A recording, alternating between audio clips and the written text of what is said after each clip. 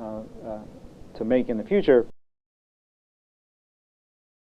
A comparison between an internal combustion engine and a car with an internal combustion engine and a car with hybrid technology, there's a couple of things that are important. The first one is the hybrid technology is going to be much more expensive, several $1,000s, $5,000, $6,000, $7,000 more expensive because of the battery and the other components that are required.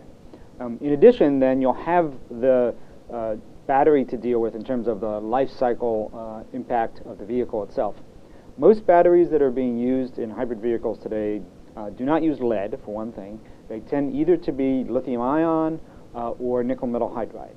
These batteries are not nearly as problematic from the environmental standpoint as lead batteries, and they tend to be recycled in any case.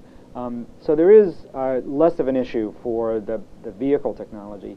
The thing that's going to make the most difference to most people is that it will be much more expensive to buy the cars. Well, for biofuels, all you really need is the supply infrastructure. The vehicles, or we can use today's vehicles. For electricity, it's kind of the other way around. We have most of the delivery infrastructure, but you need new vehicles that have got these batteries in them. Hydrogen, you need both new vehicles and new supply infrastructure. And so for that reason, it's very challenging to think about how hydrogen vehicles could work out. Where are we today with these vehicles? Most major automobile manufacturers have test vehicles and pilots of various sorts. There are several that are a lot actually that are driving around in California. Maybe I would think there's probably about 50 of them. These are fuel cell vehicles using hydrogen in California. They're still very, very expensive. Several $100,000s for each car, maybe $1 million. And the fuel is still somewhat expensive, but the delivery infrastructure is not really built yet, and that would be very expensive. We see already commercialization in a sense because there are people who are consumers who are going out and buying electric cars. That these cars tend to be things that are very high-tech golf carts in a sense. They're relatively low speed. They're called neighborhood vehicles. They serve a great purpose for people who are mostly driving in their neighborhoods and don't need to go on the highway with them. But we also see commercialization in Tesla Motors, which is making a high-end sports car. What's interesting about this approach is that this is how most new technologies in vehicles have been introduced.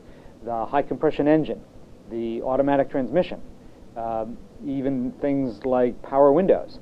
They're introduced in the high-end vehicle market first, where consumers are willing to pay for new technologies, and then slowly they move into the larger market niches for other types of vehicles.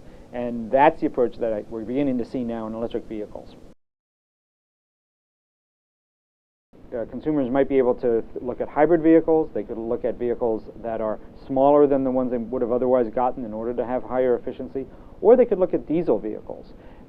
Consumers should not be worried about the air pollution emissions from diesel vehicles because the diesels that are being manufactured today have very good emission controls. The one place that they don't have much choice, unfortunately, is in the fuels. One proposal that I've made is for fuel providers to provide a rating system for what the sustainability or what the greenhouse gas content of their fuels are, and to provide this to consumers to allow for more consumer choice. Because if consumers wanted to buy a more sustainable fuel today, there'd be no way to do this. It's a little bit like not having food labels. I don't know what's the low-salt food versus the regular food, or the high-calorie food, high-fat food versus the regular. We have no rating system like this.